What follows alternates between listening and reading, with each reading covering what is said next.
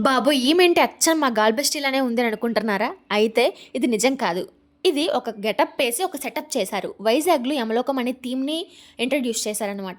ఇక్కడికెళ్తే మనం యముడిని, చిత్రగుప్తుడిని, భటుల్ని ఏ పాపాలు చేస్తే ఎటువంటి శిక్ష పడతాయి అనేది క్లియర్ కట్‌గా తెలుసుకోవచ్చు. వాటిని నమ్మకగానే నిజం చెప్పకుండా అబద్ధాలు చెప్పారనంటే మాత్రం భూతాలతో, పిశాచాలతో భయపెట్టి చిత్రహింసలు పెడతారంట.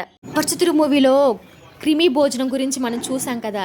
ఎవరైతే వాళ్ళ స్వార్థం కోసం ఎదుటి వాళ్ళని ఉపయోగించుకుంటారో, ఎదుటి వాళ్ళని అవమానిస్తారో, ఉపయోగించుకొని వాడుకొని వదిలేస్తారో అలాంటి వాళ్ళకి ఈ శిక్ష అంట. ఎన్ని రకాల శిక్షలున్నాయంటే ఆడవాళ్ళని హింసిస్తే, ఆడవాళ్ళకి ఇష్టం లేకుండా అసభ్యకరంగా ప్రవర్తించిన, మోసం చేసిన, ఎదుటి వాళ్ళ మీద చెయ్యి చేసుకున్న, వాళ్ళని గాయపరిచిన, జంతువులకు గానీ, పక్షులకు కానీ ఎటువంటి హాని కలిగించి ఆఖరికి డబ్బు మీద, బంగారం మీద ఎక్కలేని వ్యామోహం, ఎక్కలేని సంపదంతా నాకే కావాలన్న ఆశ ఇయన్నీ ఉన్నా కూడా ప్రతి దానికి శిక్ష పడతానే ఉంటదంట. నాకిన్నిటికి శిక్ష ఉంటదని అస్సలు తెలీదు. ఇదంతా కూడా గరుడ పురాణంలో ఉందంట.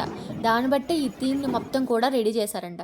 శిక్షలన్నీ పూర్తయిపోయిన తర్వాత హ్యాపీగా స్వర్గానికెళ్ళిపోవచ్చు. ఈ లెక్కన చూసుకుంటే ఏ తప్పు చేయకుండా డైరెక్ట్‌గా స్వర్గానికెళ్ళే వాళ్ళు ఎవరైనా ఉంటారంటారా? ఉంటే కామెంట్ చేయండి. నచ్చితే లైక్ చేసి మీ ఫ్రెండ్స్‌కి షేర్ చేయండి.